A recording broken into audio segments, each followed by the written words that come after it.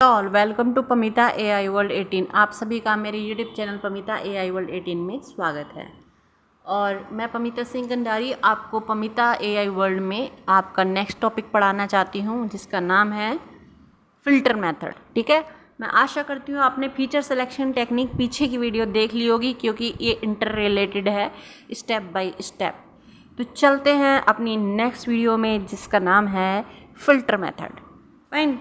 तो filter method में हम क्या करेंगे? फ़िल्टर मेथड में हम इस फ़िल्टर मेथड में मैं आपको पढ़ाऊंगी आज filter method. Fine. Filter method में मैं आपको पढ़ाने वाली हूँ, देखो, फीचर सिलेक्शन टेक्निक में मैंने 3 बताई थी आपको। पहली होती है फ़िल्टर मेथड, फर्स्ट होती है फ़िल्टर, सेकंड होती है हमारी रैपर और मेथड। फाइन। और थर्ड हमारी क्या होती है? Embedded method. फाइन। तो फ़िल्टर मेथड हम आज के टॉपिक में पढ़ेंगे। फ़िल्टर मेथड किसे कहते हैं? फ़िल्टर मेथड के अंदर हम यह चेक करते हैं कि हमारा जो एट्रीब्यूट है, हमारा एट्रीब्यूट या गुण है, वो रिलीवेंट है या नहीं। ठीक है, हम ये चेक करते हैं फ़िल्टर मेथड में। ठीक है, डाटा साइंटिस्ट क्या चेक करते हैं?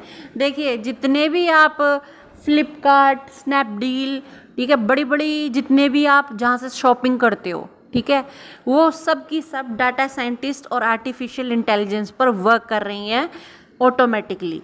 आपको बस वो अपनी सिर्फ वहाँ पे कहीं से भी जो रिटेलर्स हैं, वो उस पर अपनी फ़ोटोज़ अपलोड कर देते हैं प्रोडक्ट्स के, और आप उससे चूज़ करके और लॉजिस्टिक डिपार्टमेंट आपको भेज देता है। ठीक है, लेकिन इन सब के पीछे एक बहुत बड़ा वास्ट डाटा यूज़ हो रहा है। किसका? कस्टमर्स का डाटा यूज़ हो रहा है, रिटेलर्स का डाटा यूज़ हो रहा है, ठीक है, होलसेलर्स का डाटा यूज़ हो रहा है। तो डाटा जो एक तरीके का आपका सोना है। किसके लिए? डाटा साइंस के फील्ड में, आर्टिफिशियल इंटेलिजेंस के फील्ड में। और आने वाले समय में तो यह बहुत ही ज़्यादा यूज़ होने वाला है। ठीक है, तो हमें इस नई टेक्नोलॉजी को अच्छे से समझ में आना बहुत ज़रूरी है। तो हमें ये देखना ज़रूरी है कि जो एट्रीब्यूट्स हमारा है पर्टिकुलर मेथड में, मॉडल में जो बनाते हैं हम, जो फ्लिपकार्ट और इन सब कंपनीज़ के पीछे का जो यूज़ हो रहा है बैक एंड पे, उसमें पर्टिकुलर एट्रीब्यूट क्या है, गुण क्या है जो रिलीवेंट है या नहीं है।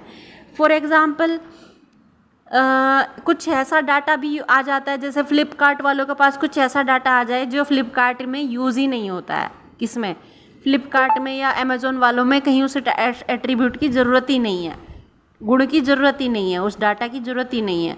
तो ऑटोमेटिकली मशीन क्या करती है? जो फ्लिपकार्ट वाले का जो मॉडल बना रखा है उन्होंने, वो ऑटोमेटिकली, ज़रूरी नहीं है वहाँ बैठ के डाटा साइंटिस्ट उस फीचर को निकालेंगे, वो बस उसकी कोडिंग कर देते, बता देते मॉडल को कि अगर ऐसा फीचर आया, गुण आया, तो जो ज़रूरी नहीं है तो उसे हटा देना और जो ज़रूरी है उसे रख देना।